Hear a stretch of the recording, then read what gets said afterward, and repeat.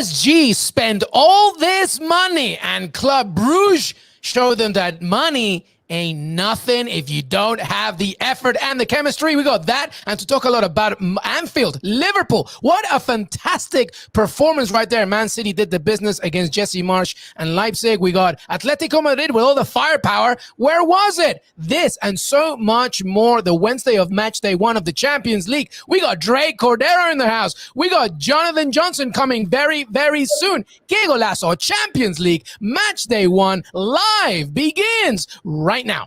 Hey everybody, welcome to Qué Golazo. I am so happy to be here with you. We're going to talk about all of Wednesday's action and a little bit more. Our man Jonathan Johnson is at Club Brugge, so we're going to try and find him. I don't know, maybe the president of PSG is so mad and Leonardo are so mad that they canceled the entire Wi-Fi at the stadium, so maybe we won't see him, maybe we will. We will talk about it, but we do have the fantastic, the awesome, my friend, mi compa, Dre Cordero. Dre, how are you, bud? My man, I could not be better. By the way, if somebody wants to send a producer to go look for Jonathan, I would check the stadium bars first. He might be there trying to console himself. Just a thought. I could not be happier to be here. I could not be happier to be part of the CBS family. It's been a wild couple of weeks with World Cup qualifying, with Serie A getting underway, and now this much football on a Tuesday and a Wednesday. I mean, let's get into it.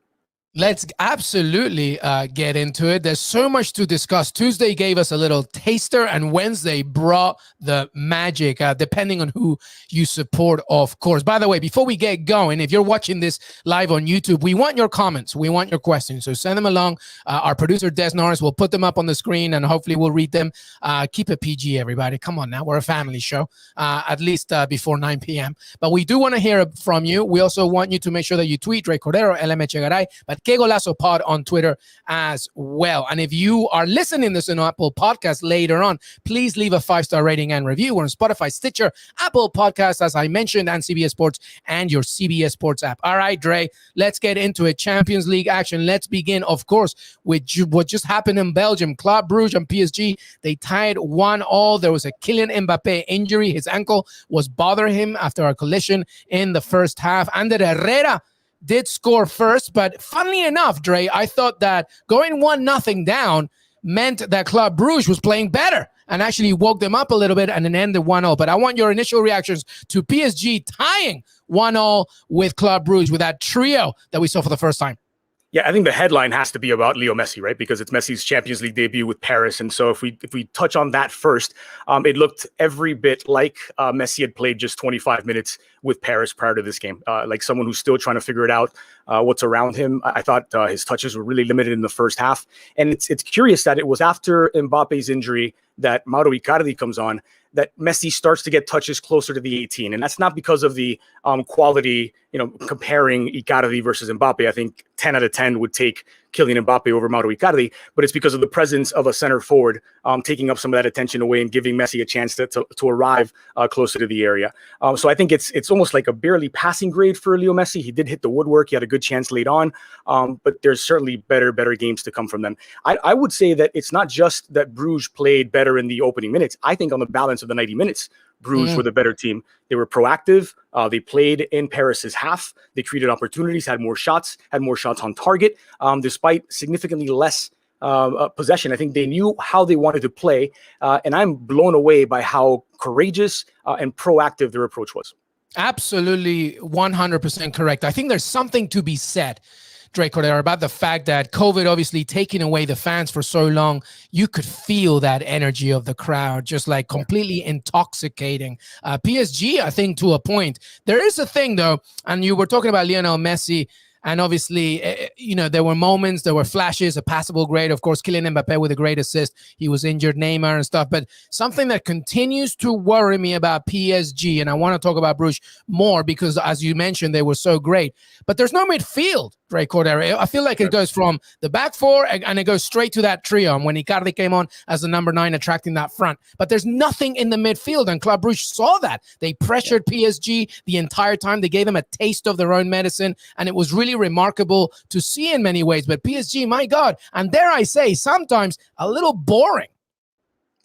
It reminds me, I was thinking back to the transition that Barcelona went, and follow me on this, but there was a transition for Barcelona from the Xavi, Busquets, Iniesta team that dominated the midfield under Pep Guardiola to Luis Enrique's team with Messi, Neymar, and Luis Suarez, where all of a sudden they realized that they were top heavy, that the point was just to get the ball to the front three as quickly as possible and let those guys create. And I think there's an element of that to what Mauricio Pochettino is doing right now, and why you saw the long balls out of the back. In fact, that worked brilliantly early on. There was that Kimpembe ball to Mbappe, who was isolated in the near side. That creates the goal for Ander Herrera with Mbappe pulling it back. And so I think you're going to see a more direct PSG just by nature of where are your best pieces. If they're your front three, then you need to get the ball there as much as possible.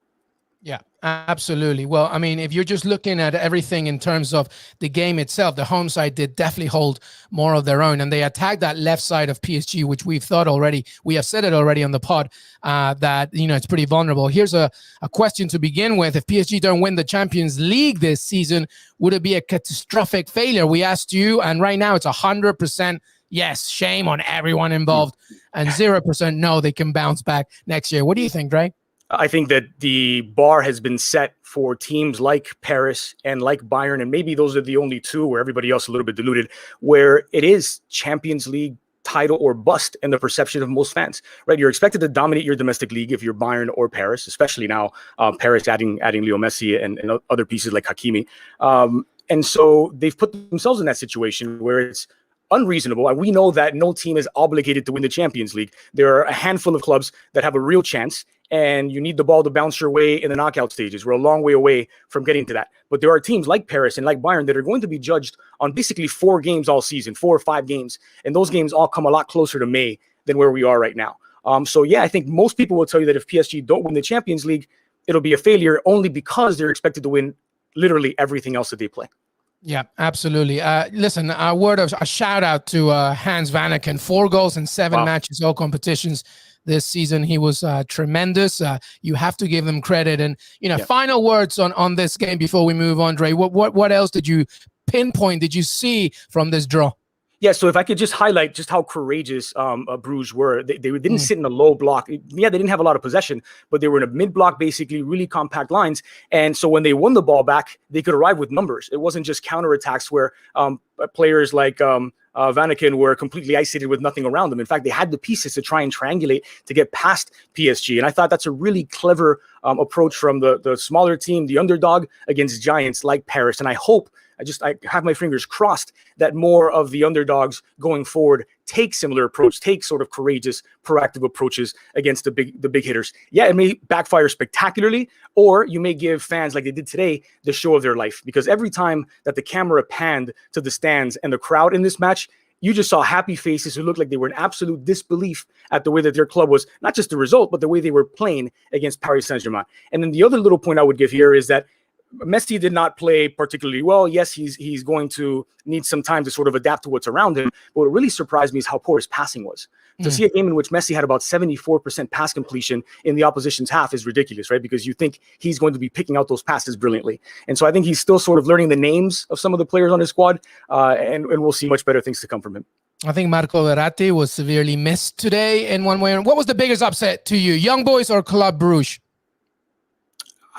Probably, that's a really hard pick, right? I think it has to be Young Boys because they actually got the win. And you know what? Just because it gives us a chance to shout out Jordan Pefok for a 95th minute game winner, the U.S. internationals doing things in big stages. That's true. They did get the win as well. That's a major thing. But make no mistake about it. I said it earlier on HQ. PSG needed to start with a bang. They did not. So it'll be interesting to see what happens as we move on. All right, let's keep going here. We talked about Liverpool against AC Milan. The only time these two face each other prior to today is in a final. We talked to Luis Garcia. He was excited about it. Anfield, we just knew the crowd was going to deliver. The atmosphere, amazing. And my goodness, what a game. Dre Cordero, because Liverpool were just looked amazing for 20 minutes. If it wasn't for Mike Maignan, really AC Milan could have suffered. But out of nowhere at halftime, AC Milan were leading 2-1. Crazy. And then, of course, the game developed, and just an amazing, amazing performance. Jordan Henderson and a banger. Give me your thoughts on this game. I'm glad you brought up Mike Maignan because he's been such a stellar goalkeeper for so long, part of that league championship team in the French Ligue 1 last year. A really sort of adventurous goalkeeper who can play with his feet, but he also, as we showed you today, has the reactions, makes a huge penalty save to keep Milan in it. Obviously, Liverpool get that golazo from Jordan Henderson just outside of the area, which is struck so sweetly. Those are the ones that you almost hear the pop in your own head, right? When anybody who's been out there on the pitch hitting it, you can just feel it's like Skittles is coming out of his cleat. You just know it's just pure magic. Yeah, just gorgeous. But Milan, you said 20 minutes. I would say 40 minutes, right? I would double that. For 40 minutes, Liverpool just did not allow Milan to play. They suffocated them. They didn't allow them to play out of the back. Once Milan do get into the final third, they have some pieces. Like Ante Rebic, for example, against Lazio this weekend was stellar, providing 2 assists. Big, maybe the first big Serie A game for them this year, and he stepped up. I think he continued that good form today. He was a constant threat when they could get to the final third. The thing is, for 40 minutes, they barely saw sight of the opposition's goal. They got essentially rope-a-dope for 40 minutes and 2 big haymakers, and they go into the break up 2-1. Liverpool second half get an early goal to level it, and then Henderson's game winner afterwards. I think there's probably good things to come from Milan, but this was a game they were expected to lose, and up until about 40 minutes in, you thought there's no chance they were in it. So I think that they were as competitive as they were is a good sign for Stefano Pioli and a good sign for Milan. Yeah, I think you're right, Dre. I think Jonathan Johnson is at the bar crying. Yeah. He's struggling to connect with us right now. No, we're just kidding. Obviously, at the stadium, it can be a little bit difficult to connect with us. So if he does join, that's great. But if not, don't worry. Dre and I have you covered. Mohamed Salah on his 100th appearance, by the way, 72 goals, a great performance from him. But Milan, as you mentioned, those haymakers, that was in the space of 1 minute and 47 seconds. It just goes to show how quickly things can just turn around. And also the fact that I think Jurgen Klopp, Dre, needs to remember that as good as they are in terms of press, they can be a little bit vulnerable in the counter.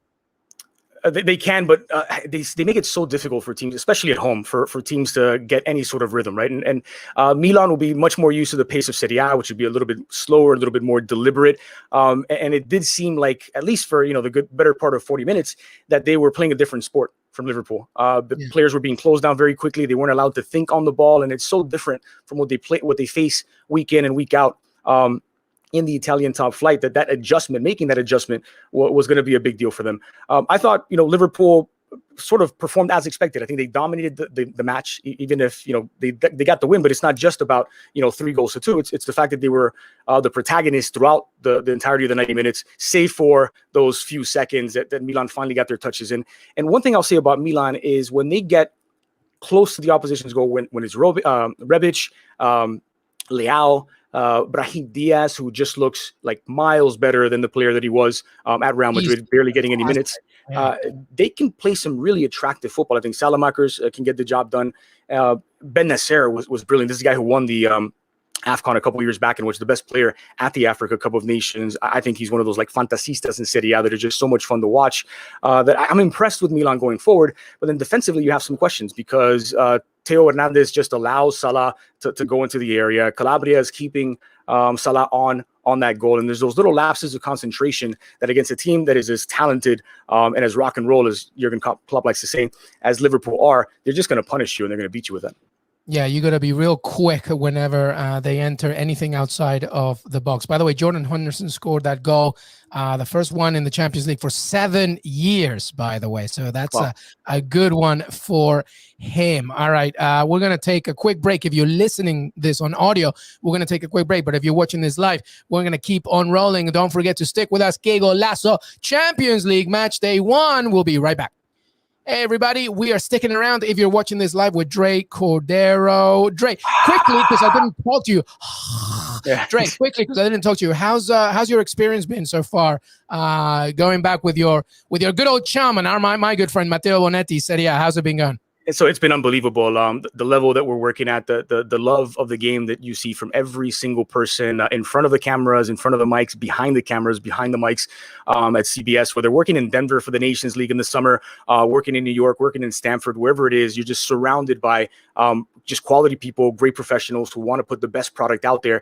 And most importantly, a bunch of football fans, right? Because I think one of the issues with the coverage in American soccer or in soccer in America has been having, NFL execs and other sports sort of appealing to the casual fan. How do we draw in? How do we bring in the non-soccer fan? I say, forget that. You've got a huge crowd, a huge number in a country of 300 plus million people who love this game. And I think CBS and Paramount Plus are doing a really good job catering to those people. As far as Matteo is family to me. Matteo Bonetti is maybe the most knowledgeable person about Italian soccer in this country.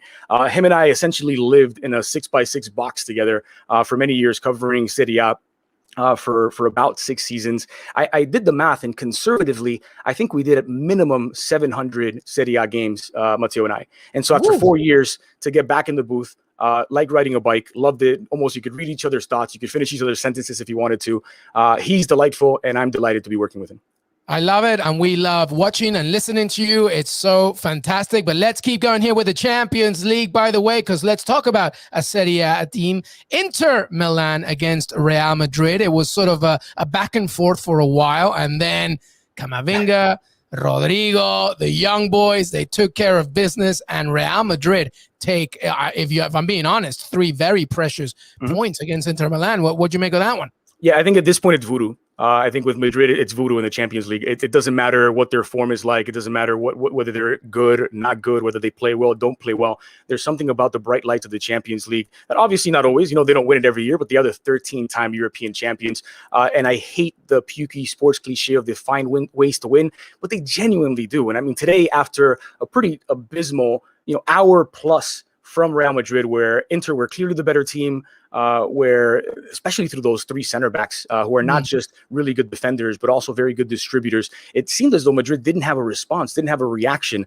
And then in an instance down the final stretch, a gorgeous ball from Fede Valverde over the top to Camavinga, who's making his Champions League debut with Real Madrid, who squares it across, and Rodrigo, of all people, scores a goal, a really pretty goal for Real Madrid. And it's just that magic about the European stage that Madrid always responds to. Yeah, and there's something to be said about that combination of that trio with Fede Valverde, of course, being 23 years old, Rodrigo being a teenager, and Camavinga being 18 as well. It says a lot about where Real Madrid are going, heading, and probably, thinking to go ahead, not just in the near future, but right now in the Champions League. And you can say, yes, Madrid have had all of the success with Kroos, who wasn't available today, with Luka Modric, with Casemiro. Ramos obviously was a big part of it as well, but the future is pretty bright, at least when it comes to that midfield. If you have Camavinga and Fede Valverde getting more minutes, resting the legs of Modric now, who I think is like about 46 years old at this point, and Toni Kroos, who you want to limit his minutes as much as possible so that they're fresh when Madrid are one of those teams that's going to be judged on 4 or 5 games that happen down the final stretch of the season. And so having that quality of rotation in the middle with Camavinga and Fede Valverde is absolutely huge for Madrid. But you know me, I got to talk a little bit about the Serie A teams. And talk to me. Let's go. Yeah, well, you get a bonus, I think, if you include a little bit. Yeah, basically, I'm still very impressed with Inter. Even in defeat, yes, this was at home. It was a game that they desperately wanted to win and probably did enough to win because while Rodrigo scored the goal, Thibaut Courtois was Real Madrid's best player in this game. The way that Inter approached most teams that play with 3 at the back, whenever you see that the 3 center backs have the most touches, they're basically passing it among themselves, right? Trying to lure the opposition out to create some space. That's not really the case with the Nerazzurri. They have 3 good distributors out of the back. Their wing backs, as opposed to what we saw with Barcelona and Ronald Koeman, where they're very deep and playing almost scared, their wing backs for Inter are often the highest players up the pitch and trying to get touches in the 18. And so they attack you with their defenders, which makes it really, really difficult. And Madrid, in the first half especially, didn't have a response for it. Madrid did not have a shot on target until close to the hour mark when Carvajal was the first one to test the goalkeepers of Handanovic. And so I think even with Lukaku gone, even with Hakimi gone, this is an Inter team that is still, for me, one of maybe the favorite to win the Scudetto in Serie A, and a team that can do some damage in the Champions League. Yep, absolutely. We're going to comment here from San Martin. AC Milan absolutely broke Liverpool down before halftime. That's correct. But when you're a good team, you pick yourself back again. And Liverpool did exactly that. By the way, Inter Milan are a nice way of trying to figure out, you leave, Antonio Conte leaves, Lukaku leaves, but it doesn't matter. You have to adapt. You have to figure a way out, especially in this modern game. And that's something that's a nice little mirror to what just we saw from PSG. By the way, you have to adapt to the modern game. And to your point, that's exactly what they're doing. I'm disappointed with myself because I almost allowed us to move on from talking about Inter without bringing up Marcelo Brozovic, who I think is maybe the best player that's least talked about in the world. And yet he's not glamorous, but he's part of that brilliant Croatia team that made the final of the 2018 World Cup, and he is very much the conductor and metronome of Inter. For all the talk about how good their defense is, of Nico Barella being one of the best young players, if not the best young player in Serie A, and now the addition of Çalhanoğlu, who I think is going to be good, at least on set pieces for them. I get some backlash from Serie A fans whenever I see Çalhanoğlu delivers a good ball on dead balls, but he does, just, at me, whatever. But Marcelo Brozovic is what makes Inter tick, and he had another really strong performance today. Edin Dzeko's been a huge addition for them as well. He's not going to score the volume of goals that Romelu Lukaku did. He's not probably going to come close to it, but he serves a very useful purpose as that target forward who's not just going to be knocking balls down for the wingers, knocking balls down for Lautaro Martinez, but creating for himself as well. When I watch him, it's balletic when you watch Dzeko play, because there's no wasted movement. Everything is with purpose, and he's so long and tall that he's so difficult for defenders to deal with. I think Dzeko is in for a terrific season with Inter as long as he stays healthy. Yep, keeping it in the Serie A family and buying a player that knows Serie A was key for Inter Milan as Lukaku left. And by the way, well done, Real Madrid, blah, blah, blah. But to Des Norris's point, there's a new sheriff in town, because remember, Sheriff, their first ever win, they beat Shakhtar Donetsk 2-0. They have a Peruvian, Gustavo Dulanto. So I'm extra happy, by the way. I just wanted to shout that one out. How good was that one? Adama Traore, no, not that one. He scored. And Cristiano, no, not that one. He played very well as well. A pretty good win for Sheriff, the new sheriff in town. Yeah, I'm going to actually just sort of sit back and listen to you talking about them, because looking at the quality of games that we had today on the schedule, how many people had Sheriff Shakhtar sort of circled on their calendars? You did, because there was a Peruvian involved. Exactly. So you tell me what you saw in that game. No, I mean, listen, they completely took advantage again of the fact that the energy was coming for them, because it was, their introduction to the Champions League. They were very composed, especially off the ball, because Shakhtar Donetsk are a team that are possession friendly. They like to keep it. They like to take their time. And Sheriff knew it, and they just hit them on the counter. And Cristiano, by the way, some David Beckham-esque crossing in that game. It was fantastic. But listen, when you're a new team in the Champions League, the only thing that matters is 3 points. That's it. That's all that matters. And that's exactly what they got. So well done to Sheriff. But let's move on to Manchester City, the Sheriff of Manchester, unfortunately, to the red side of Manchester. Don't want to hear that. But they beat RB Leipzig and Jesse Marsch, who, you know what? They did put up a fight, but Manchester City are just too deep, too strong, too talented. Jack Grealish scored a ridiculous goal, but it was opened by Nathan Ake from a corner. Jack Grealish assist, by the way. And then the goals just kept on coming. Every now and again, Leipzig kept poaching a little bit, prickling, maybe just getting that goal to maybe make it interesting, Dre Cordero. But in the end, Man City are just too strong. Yeah, this game had all the goals, right? All of them. It was 9 goals in this game, 6-3. It was fairly close until maybe the last half hour or so, or you got that João Cancelo goal with a quarter of an hour to go. I think that's when it was done. And you asked the question. A hat trick, so that's also good for Leipzig. You asked the question of where was Paris's midfield? Christian Nkunku is a former Paris player, former midfielder who's been more of an attacking player since leaving, and he had, as you mentioned, the hat trick for RB Leipzig. Delighted to see an American manager at this stage, and not just one, but two, right? David Wagner is also involved. This is all we've ever wanted. And there's so much focus on the U.S. internationals that are playing now with Chelsea and Juventus and Barcelona and whatnot. But it's a really, really big deal to have American coaches and coaches with a U.S. background who are making headway for other coaches for the future, right? Because initially there was that stigma about American players in Europe, and your passport almost worked against you unless you were like a dual national, like a Giuseppe Rossi, for example, who opted to play for Italy. And not that I'm mad or anything, but I'll talk to him about it at the weekend when we cover Serie A. Yeah, I was going to say, be careful. He's a colleague now. Yeah, exactly. I think he'll be fine with it. So to see coaches doing it and competitive, because let's face it, RB Leipzig were competitive against Manchester City, who are 1, 2, or 3 best team on the planet right now. I think the conversation is probably between Paris, City, and Bayern, as it is most years. To be competitive against them away from home is a good sign for RB Leipzig and for Jesse Marsch. It shows that the process is working. Yeah, Jesse Marsch, a friend of the show, by the way. He's, aside from a great manager, a fantastic human being. So hopefully they can turn things around there. That was Pep Guardiola's 300th game in charge. by the way, and Jack Grealish's first Champions League appearance. All right, let's. I'll put 2 in 1 here. Besiktas was the earlier game against Dortmund. Erling Haaland got one. Jude Bellingham, his rise, his stock just continues to go on the up. That was 2-1 to Borussia Dortmund. But Erling Haaland, 21 goals in the Champions League for the 21-year-old in 21 matches, I believe, in 2021. Oh, he was born in July 21 as well, 21st. So that's a lot of 21 there. But any thoughts from that one? Besiktas, Dortmund, Erling Haaland, and how they're looking? Yeah, Haaland was born to score goals, honestly. And I think we saw the sort of Messi, I guess we're still living it, but we're in the twilight of the Messi, Cristiano, Ronaldo era, right? And we thought, these two extraterrestrials, we're never going to see anything like this. It's the first time that we see players scoring, a goal per game since the days of, Ferenc Puskás. And it'll be generations before we see anyone remotely close to these numbers.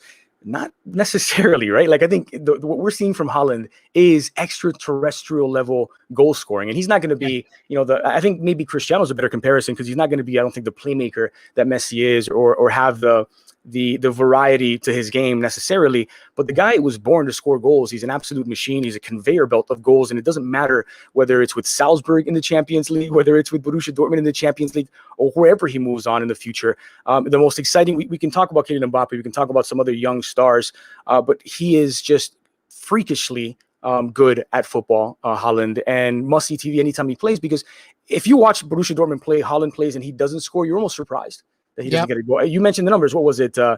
21 Champions League goals for the in 21 games.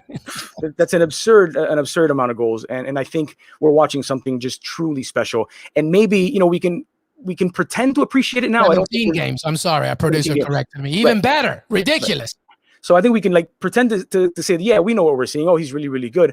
I don't know that it's hit us yet necessarily. By the way, producer Des Norris. So let's. I know he's annoying the hell out of me, but because JJ somehow got out of the bathroom or wherever he was hiding. But Jonathan Johnson is here. JJ, how are you, my friend? I mean, it was a great energy, great stadium for Club Brugge. But what did you make of it? You saw it live, 1-1 in that game. Would love to hear your thoughts, JJ. Yeah, guys, happy to finally be joining you after a lot of drama. Absolutely zero Wi-Fi access during the whole game, so feeling pretty glad to be reconnected with the world. But no, it was a really absorbing contest. It was also just surreal to see Neymar, Messi, Mbappe taking to the pitch at the same time together, but also to see Club Brugge giving as good as they got. And I think that they were good value for the draw that they came away with, and I don't think anyone could really begrudge them maybe even the win, the way that they played. They have a very talented team. They've got some very good players. De Kittler, Noah Lang, just two of those guys. I thought Insoki was super as well against his former team. PSG never really got going. I mean, okay, they had moments where, Messi hit the crossbar. There were flashes of brilliance, but more question marks than answers from this PSG side. Obviously, there were holes in the midfield and the creativity. Di Maria suspended, which will be the case for the next two games.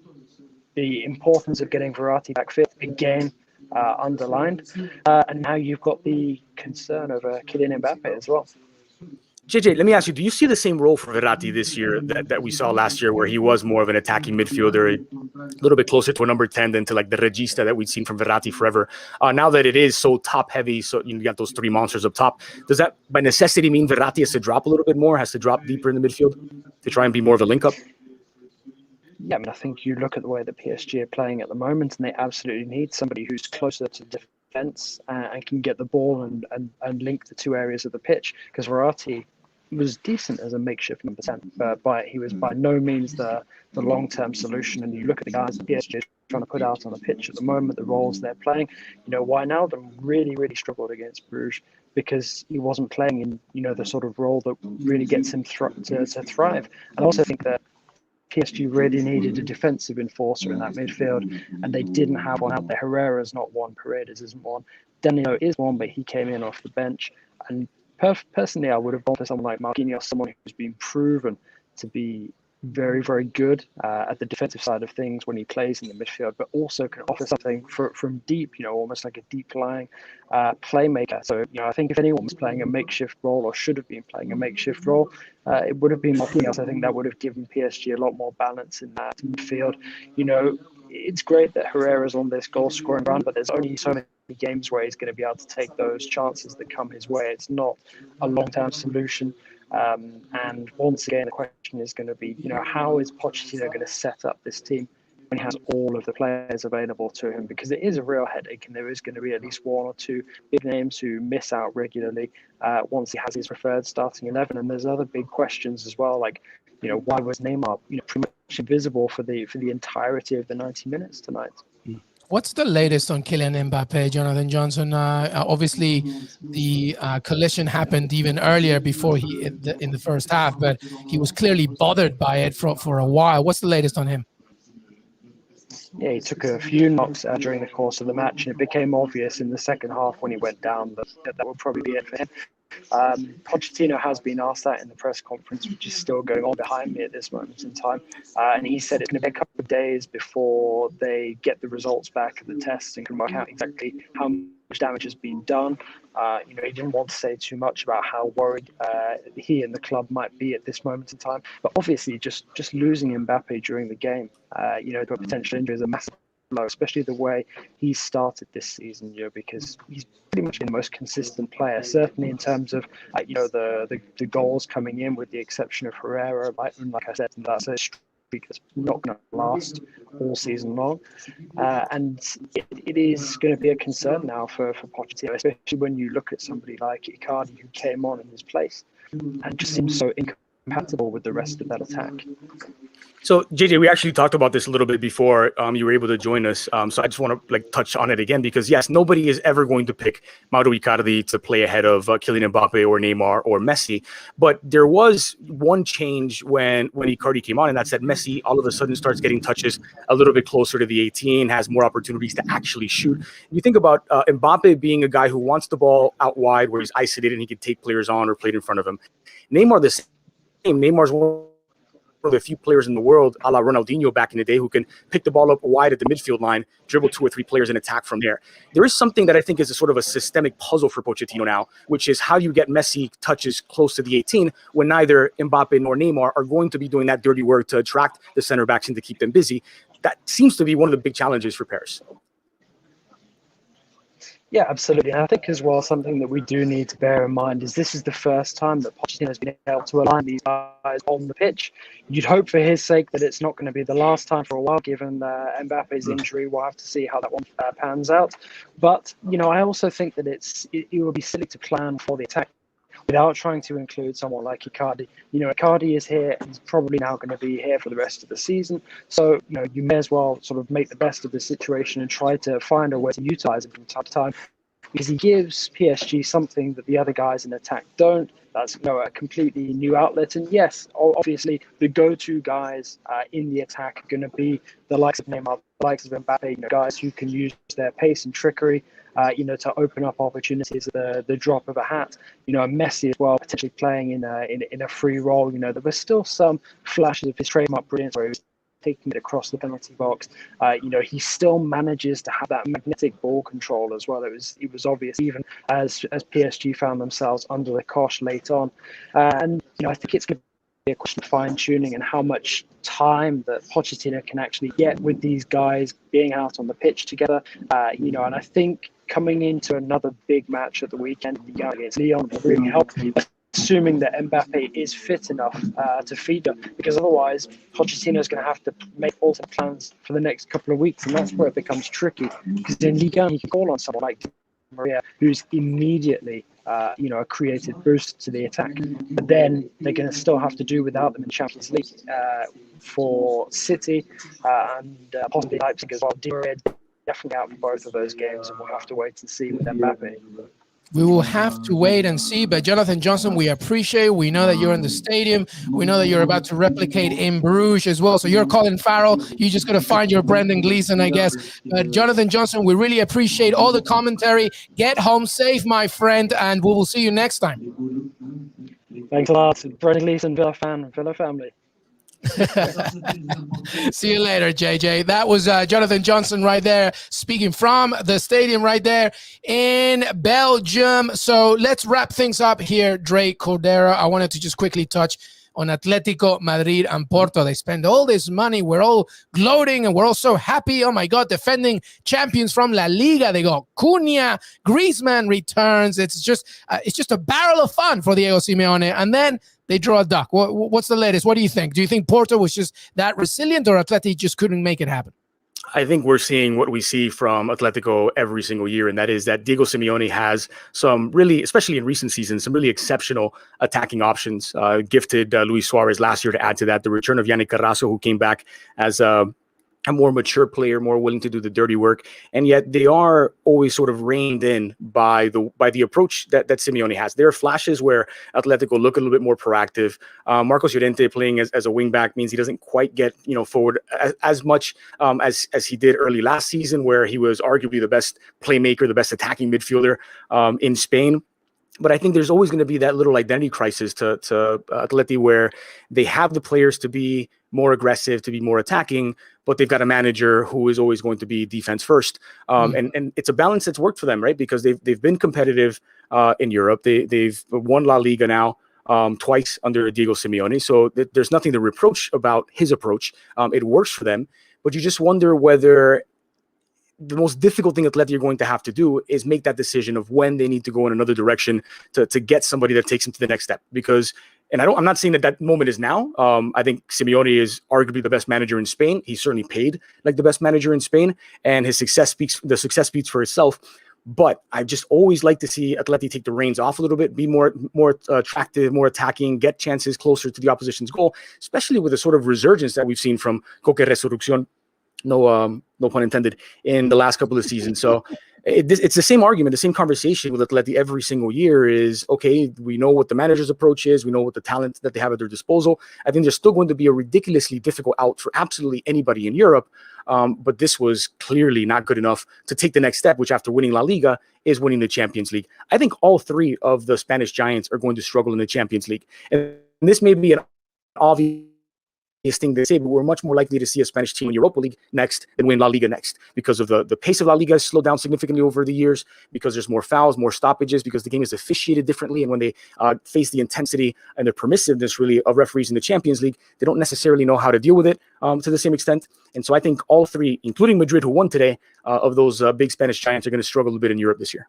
Yeah, and Europa League obviously is always a friend to those teams from La Liga. All right, we want to wrap things up, but quickly, I just want to mention Sporting Ajax. Sebastian Haller, former West Ham player, scores after 70 seconds and then becomes the first Ajax player, by the way, to score 4 in a Champions League game. A friend of mine, Rodrigo Azurmendi, said maybe Barcelona got the wrong Dutch manager, because Ten Hag is so good at just getting the best out of certain players, especially strikers. Very quickly on that game, Ajax looking good there, Dre Cordero. Yeah, first to score 4, and also first to score a hat-trick in like a quarter of a century as well. Ajax, give me the Ajaxes and the Atalantas of the world every single Champions League. Honestly, they're teams that are, you're seeing the familiar pattern here. I like teams that are daring. I like teams that are going to try and dominate, to impose their will. And if it doesn't work out, it doesn't work out. There was some dodgy defending, by the way, from Sporting. I think all 4 of those goals, at least 3 of them, were helped by Sporting not being particularly strong defensively. But after what we've seen from Ajax in recent seasons, and their ability to just rejuvenate, right, to sell players and continue to compete at this level, they're one of the most likable clubs in world football, and you're always rooting for them to get into the knockout stage. Yeah, one of the best youth systems in the world, who just produces quality after quality. All right, let's just end everything with a match day 1 takeaways, because that is the end of match day 1 of the Champions League. So let's begin with this, Dre Cordero. Your biggest disappointment. It can be a player, it can be a team, it can be a performance. What's your biggest disappointment from this week? It's Paris. My biggest disappointment is Paris, because they didn't look fluid. They didn't look, I mean, it's a work in progress, certainly, and Pochettino has to be the one to put it all together.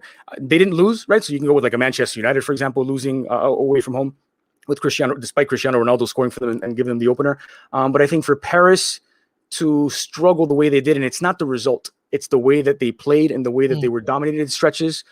Yes, they had more possession, but they had fewer chances and they looked the less threatening of the two teams. PSG, especially if Mbappe is forced to miss any significant time, will be, I think, the big disappointment coming away from this week.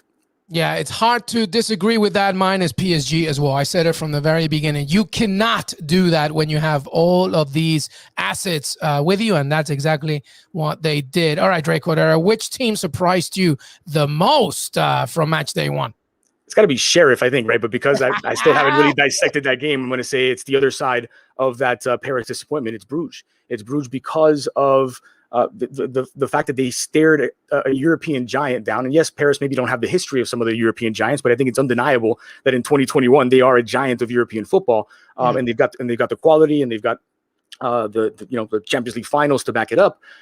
For Bruges to, from the opening minute, go after them, play in their half, play closer to Keylor Navas's goal than to their own, was genuinely surprising, right? Because typically you think a team does that, a team of Bruges' stature does that against Paris Saint-Germain, and Messi's going to score 2, Neymar's going to get 1, Mbappe's going to get 1 or 2 as well. They're going to give away a penalty. But instead, most of that game was played in Paris's final third. And scoreline aside, that is the biggest surprise of this round. I like it. I like it. All right. What group are you reassessing again? You thought maybe at the very beginning of the Champions League, oh, this is going to be a tough group, or maybe, oh, this is a doable group for a certain club. But is there a group that you think, I have to rethink who's going to come out of this? Yeah, I think the one that raises a sort of Ancelotti-sized eyebrow for me is Group F. Group F with Young Boys upsetting Manchester United. Yes, it was in Switzerland, and then Villarreal-Atalanta played an absolutely terrific game between those two. I'm really high on Villarreal. I love their play, and you know how I feel about Atalanta, who, again, under Gasperini, are one of the most daring teams in Europe and one of the highest scoring teams. This is Atalanta with a budget that's a lot closer to Villarreal, score the kinds of goals and the volume of goals that you expect from a Paris or a Bayern Munich. And so I genuinely look at that group, especially with Young Boys getting that 95th minute game winner, showing a ton of character against Manchester United, when all the narrative and all the momentum is going United's way. The return of Cristiano Ronaldo, who's scoring better than a goal a game since coming back, scores an early goal for them there, and somehow Young Boys still come away with all 3 points from that opener. I think that makes that group even less certain and more of a question mark now than it was coming in, when you saw that parity perhaps between United, Villarreal, Atalanta. Young Boys looked like maybe they'd be the whipping boys rather than the young boys in that group. I don't know that that's the case necessarily when they start as the only team with 3 points.